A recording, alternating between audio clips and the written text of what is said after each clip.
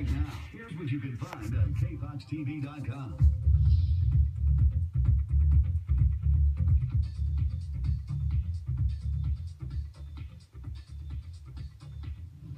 With just a month until the November general election, candidates are starting to make their final push.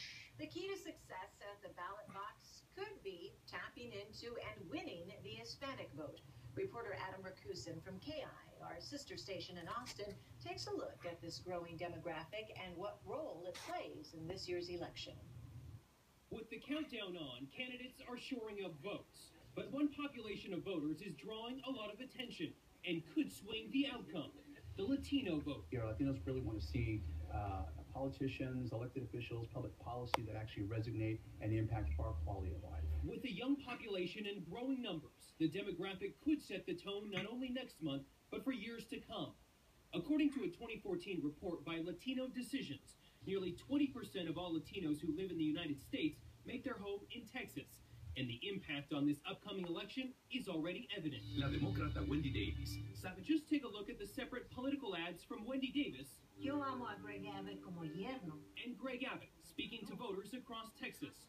The report says by 2020, Hispanics will be the largest single ethnic group at 42% of the population.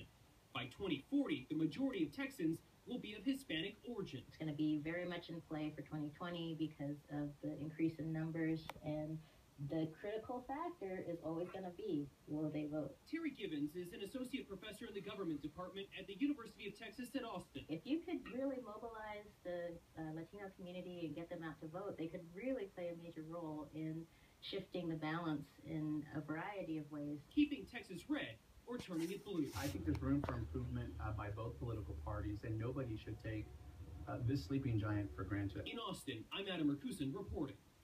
According to the National Council of La Raza, in 2012, Hispanic voters proved a decisive factor in electoral outcomes across the nation.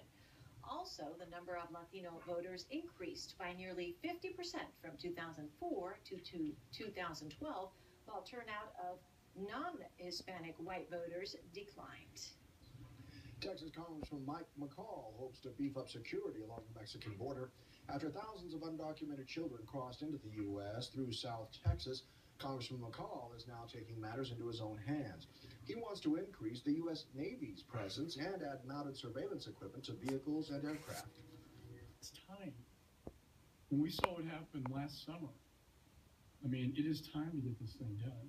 It provides for what's called situational awareness. It provides for lack of a better word, eyes in the skies. The added security would come with a hefty price tag of about $1 billion. The congressman says if he got the green light now, it could be fully functional in 2 years. The federal government plans to provide school and sports facilities for the immigrant families being held at the detention center in Artesia. The Associated Press reports trailers have been set up for a school at the center, along with the basketball court and soccer field. A video link is also in place, allowing detainees to plead their cases before immigration judges who are actually in Denver. The Artesia cases were moved from Arlington, Virginia to Denver after immigration attorneys filed suit to block deportations for several reasons, including a lack of access to legal counsel. A Chicago teenager